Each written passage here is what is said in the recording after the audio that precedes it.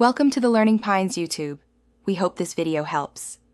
You start inside the account, sign in and confirm two-step verification is working. Next, open Google Takeout and immediately select Mail. You want only the data you need, so deselect everything else. Once done, choose Export Frequency. Pick one time for a single backup or every 2 months for automated archives. Then set Delivery, add to Drive, send download link, or use SFTP. Make sure you have enough storage or a local folder ready before you proceed. Now you customize what gets exported. Choose whether to include all labels or only selected ones. This reduces noise and speeds the export. Then pick file format and size.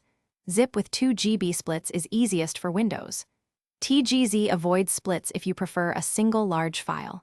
Once chosen, confirm delivery options and whether to encrypt or require your account to access the file. This step protects sensitive messages, so do not skip it. When the export completes, download the archive and verify by opening a few messages inside the mbox files. You need to confirm headers and attachments are intact. If a download fails, check storage quotas, network stability, and recent account activity that might block exports.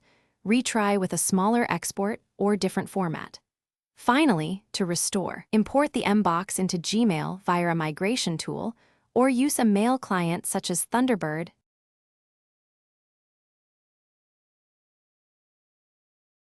Thanks for watching. Consider subscribing if we helped you.